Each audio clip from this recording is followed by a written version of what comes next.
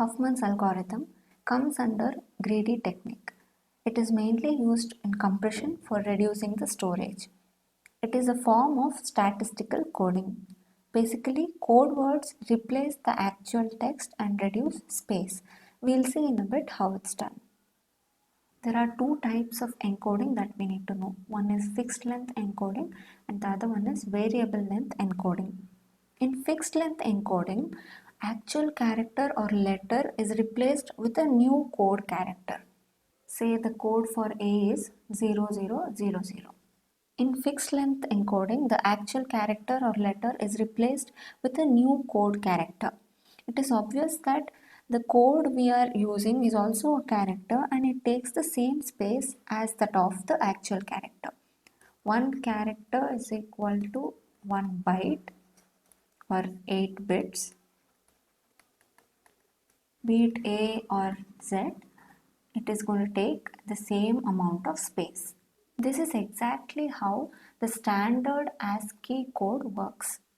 Now, if I have to reduce the number of bits consumed, then I need to have a variable length encoding.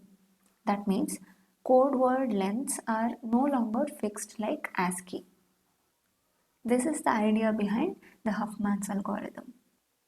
Shorter code words for more frequent characters and longer code words for less frequent characters.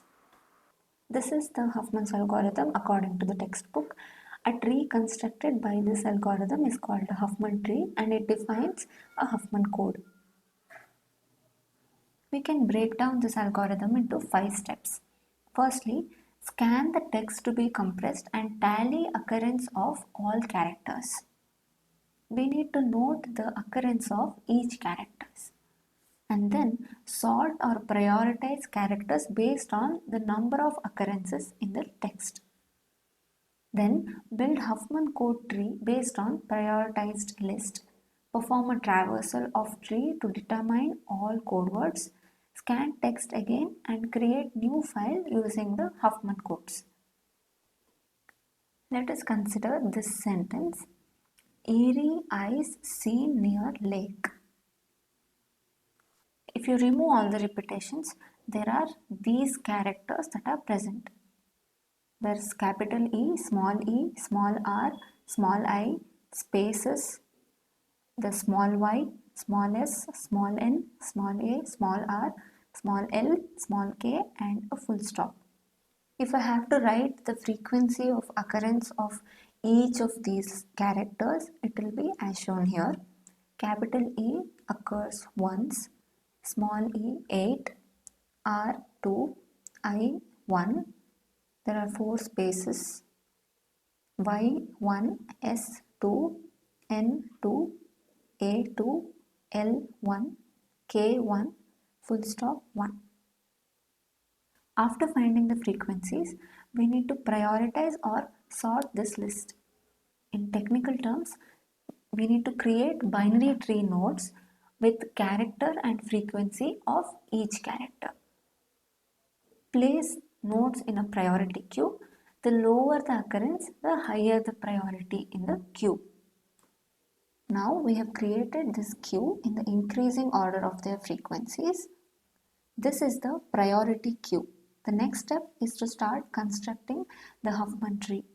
How do we start constructing the tree? Dequeue the first element present in this priority queue and make it the left subtree. Then the second node of this priority queue becomes the right subtree. The first element E becomes the left subtree. The second element I becomes the right subtree.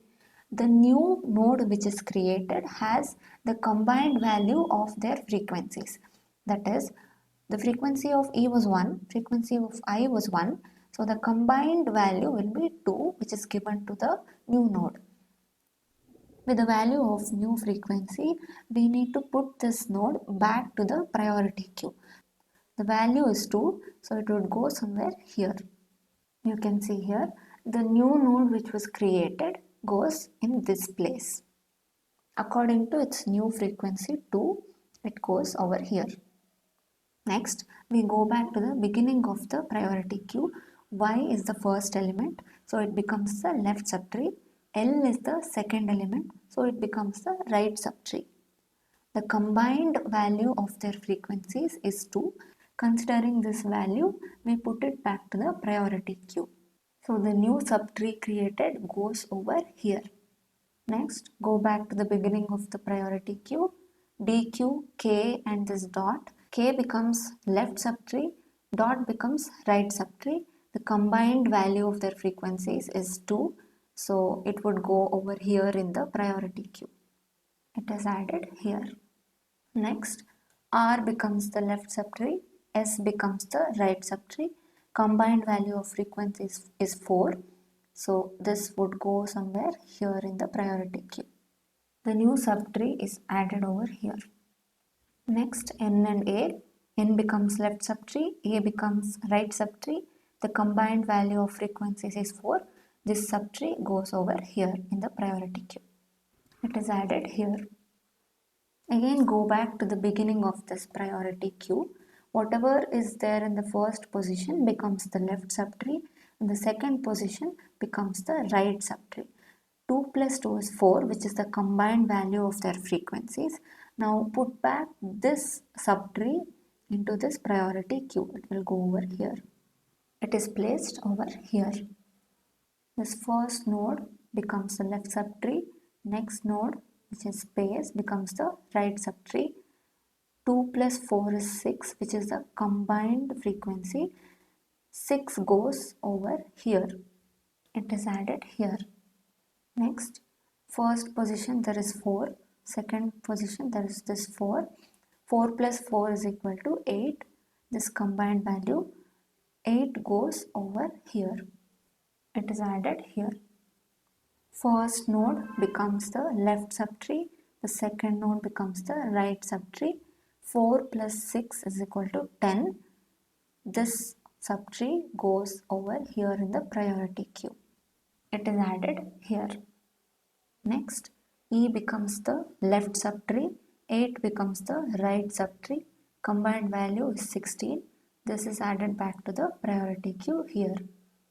It is added here. Now there are only two nodes. The first node becomes the left subtree. The second node becomes the right subtree. The combined value, which is 10 plus 16, is 26. This is the final node. After enqueuing that final node back to the priority queue, now there is only one node left. Finally, dequeue this single node which is present in the priority queue. This tree contains the new code words for each character. The frequency of root node should be equal to the number of characters in the text. So including the space and the dot, there are 26 characters, which is equal to the frequency of the root node. If we have to find out the codes, we need to traverse this new tree. Going left is a 0 and going right is a 1. Code word is only completed when a leaf node is reached. For example, let's find out the code word for E. Starting with the root node, I go left, so it is 0. Then I go another left, so 0. Another left, 0. And finally one more left, that is 0. So the code word for E is 0000. Similarly, code word for this A will be right. So 1111. This is the final list of codes for these characters. Rescan text and encode file using new code words. So this eerie eyes seen near lake, using this code becomes like this. This is the encoded value for this sentence. The next question to ask is, have we made things any better? Like, have we succeeded in reducing the storage space?